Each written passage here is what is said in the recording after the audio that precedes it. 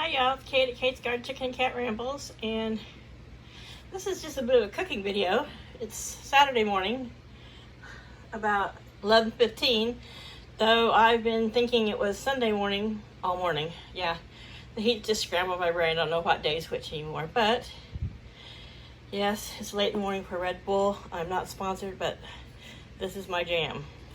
I don't drink coffee, so, you know, I figure a couple of those can't be any worse than people who drink a big cup of strong coffee with 2-3 sugars and a huge dollop of cream. So I'm a big cream fan. So this is an orange bell pepper. This probably has a couple big cloves and 3 or 4 small ones. That is going in the mix, and this is what we've got. I'm going to cover my hands so you don't see the messy cat food floor. Okay. So this morning, I haven't had breakfast yet. I don't know if I was thinking, I had this big beef roast, and I am not a huge beef roast fan. You know, depends on where it's been cooked, if it's been cooked, slow cooked, what part of the cow it's coming off of, but it's too hot to run the oven. And so I thought, you know what, I'm gonna put this in the slow cooker. So it's been browned, and it's got beef stock in it. It's got an onion soup mix over the top. I normally do the beefy onion, but Paul was shopping and I didn't specify beefy onion, so next best thing. But I do have some organic beef broth in there, potatoes from my garden. I've got 2 large Vidalia onions sliced and quartered and whatever. There is probably a 1/8 of a cup to a 1/4 cup of Worcestershire in there. That's the red bell pepper I've already got cut up. My knives are just crappy, not sharp, so I ordered a new knife sharpener because the one we have just it's old and I just don't think it's working anymore. So I'm going to put all that garlic in here. It's probably got a teaspoon and a half of salt. It's probably got a teaspoon or 2 of black pepper.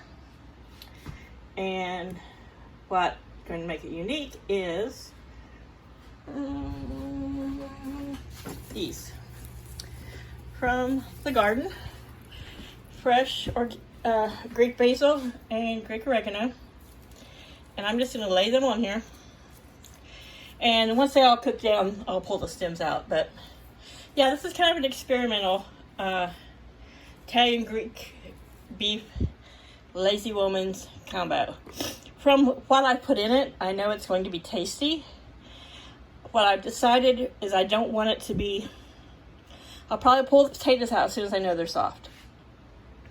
Everything else but it's 11.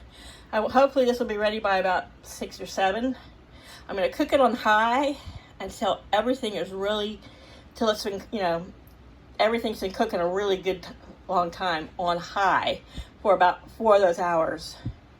And then I'm going to take the lid off, because you know that just kind of really does hold more liquid in there. So when I think the beef is, I know it's fully cooked, but not cooked to like fork tender, I'll take the lid off. I'm going to let everything kind of reduce down, leaving it on high for a little bit longer until it reduces down to something that I like better. And then I will probably go through and, while it's still cooking, slice that roast in half or in 2 long thirds, we'll see. And then as it cooks down and gets tender, more and tender, I'm going to pull it apart.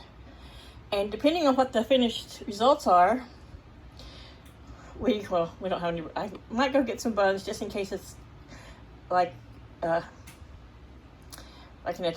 Italian beef sort of, or I'll serve it over wild rice. We'll see. But I'm gonna get my garlic and the other pepper in here and get the top on and just let it cook for a while. But we have Greek oregano, Greek basil.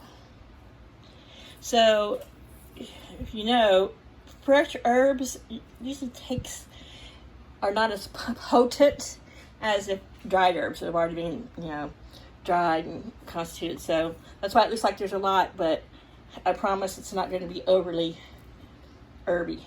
But we'll see, and we'll check on it later And when it's done, I'll post a photo. Or I'll make a little short video. We'll see. But this is Saturday morning cooking with Kate. Oh, sorry. I got the Red Bull belt. You guys have a great weekend. Bye.